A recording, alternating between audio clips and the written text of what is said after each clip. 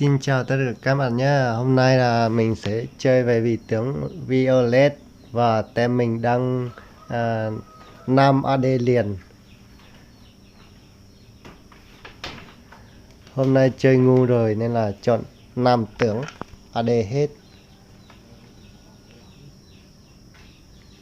Chắc là phá game rồi. Lên cũng một sợ lá cho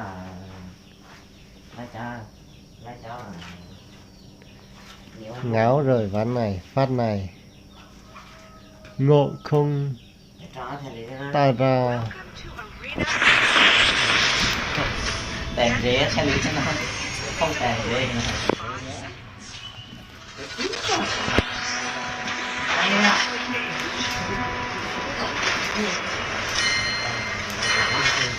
Thế này thì xong rồi. Mình đang làm clip nhé, nói chuyện.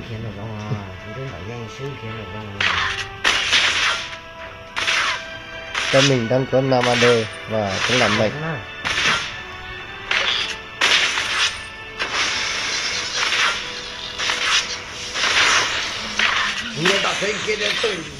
Let me take the shot.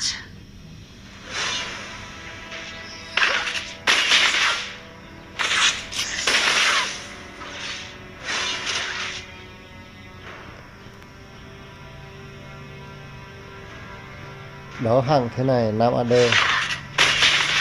chắc là phá game rồi. It's all skill. Nào ăn được. Đang làm clip đấy.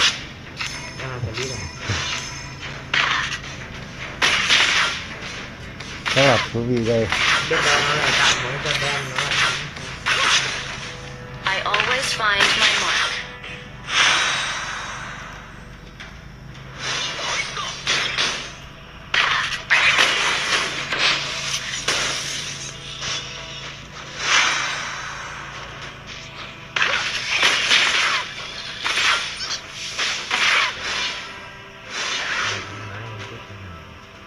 I never miss a shot. Hơi ngu rồi. First blood. Defend the base.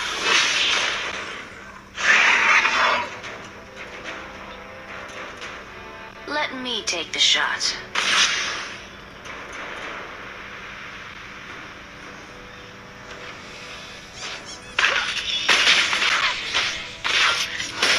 Tem mình rất là bá đạo.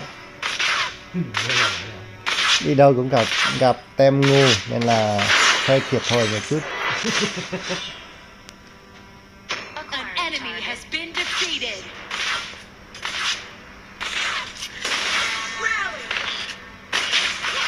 Mình cũng chơi hơi ngu nhưng mà mình có hơn một tí.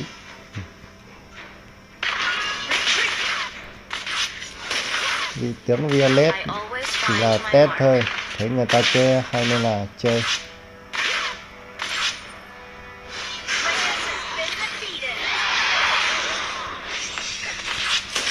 Ôi dồi ôi, thế này thì xong rồi. Gặp đúng rồi không là xong rồi. Tem mình đang trong tình trạng quá yếu.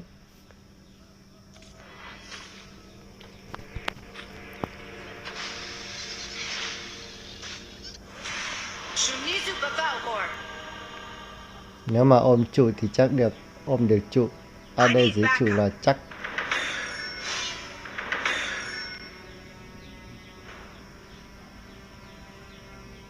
Thôi, vậy là bỏ mít à?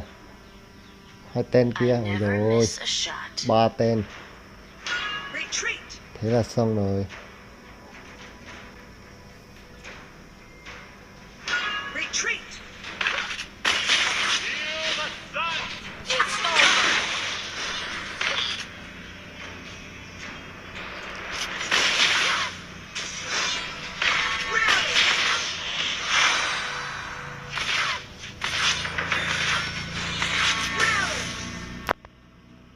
Gặp đúng Lữ bố nó hút máu nên là mình hơi sợ.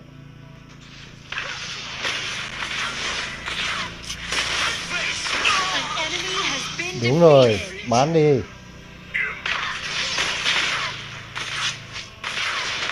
Enemy ultimate. Freeze. An enemy has been defeated. Tiếc quá. Enemy double kill. Rồi xong.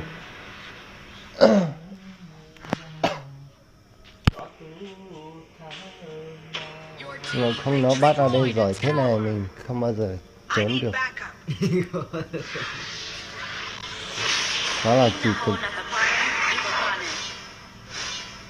Đó là không để gọi anh vào. Ừ. Retreat. Đấy, lại bắt tiếp. Chết, Enemy chuyển thiết bloodbath. luôn. Lại tiếp tục. Không Một tên nữa. Hả? Chẳng có. Thả được rồi. Chẳng It's có. over. Acquiring Đâu rồi nhỉ? Có thả sao? Rồi chết rồi. Nó đây. Shut down. Từ lúc đá thì hả? Defend our tower. Có lúc có đó. Đứng lên, chụp mình săn đã rồi. Cái kiểu gì? Defend the base. I always an enemy has been defeated.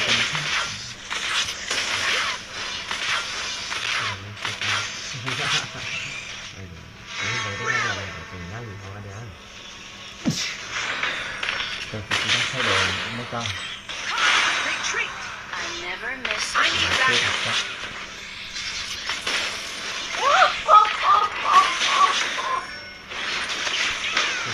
Retreat. an ally has been defeated. Kratos has been defeated. Executed. Enemy Enemy double kill. Double kill. It's over. An enemy has been Vua defeated. chém vừa chả là trâu trâu xếp một bờ đôi chạy chỉ vào dưới được sao? Defend the base. Tên mình rất là mạnh ấy. Và đã bắn họ chết sang gần hết. Your team has Một destroyed chu. a tower. Your Thôi, team thôi, has Ngọc không đã destroyed đến a rồi. tower. Chạy mau. Tên mình khá là mạnh, chưa mất trụ nào và kết quả là họ đã mất.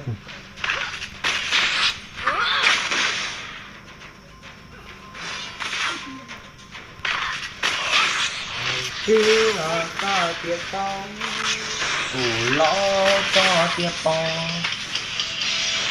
Bán nào, bán nào. Chơi game. À, tên mình đang là rất mạnh nhá.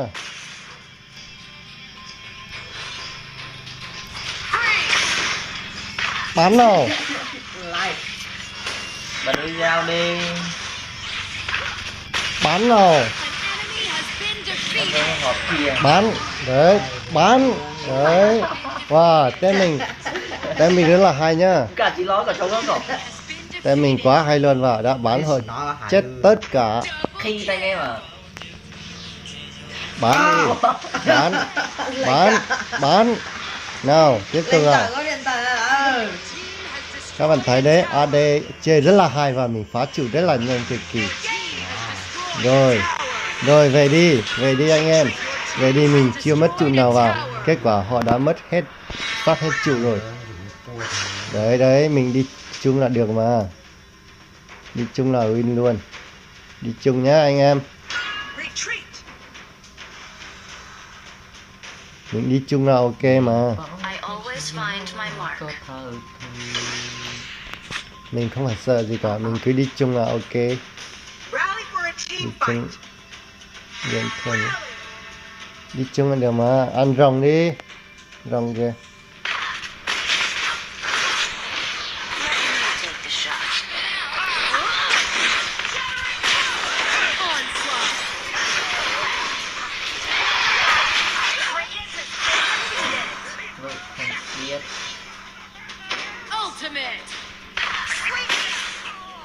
Đâu rồi? An enemy has been Ôi, sao defeated. mà mình mạnh thế? Tên mình quá là hay mà.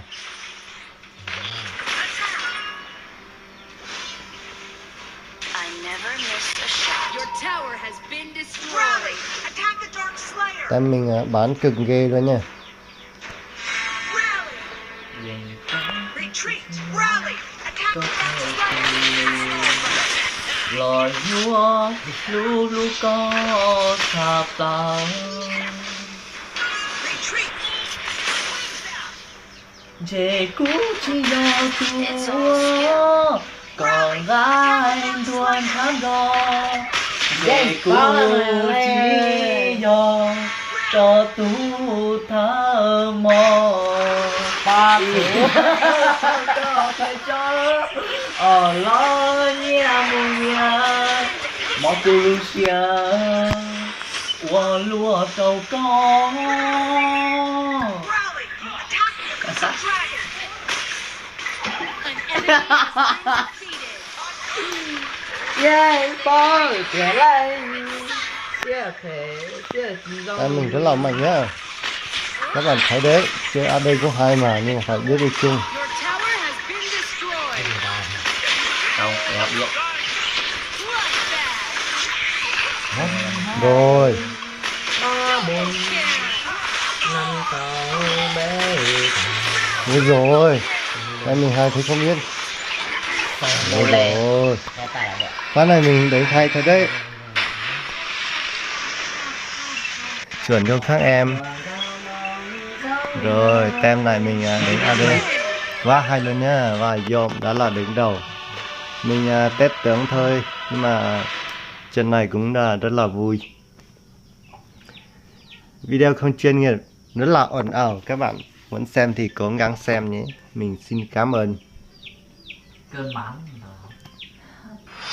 Mình đang bạch kim 3 nhá.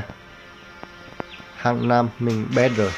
Phát này mình vừa test tướng nên là bị bét. có nghe thấy gì đâu mà gọi Rồi, mình chỉ đấu trong vòng 12 phút nhỉ. 11-12 phút và đã win trận. Ôi ôi, Yom nó bắn thực thấm luôn. Và nó ăn 8, chết 1 hỗ trợ 5. Mình thì hỗ trợ 10 nhưng mà ăn 1. Quá được đấy chứ nhỉ. Rồi ok, xin cảm ơn mọi người nhé. Mình sẽ làm clip về nhiều vị tướng khác nữa, nhưng mà mình chưa biết chơi được đâu. Mình cũng vừa chơi không lâu đây thôi.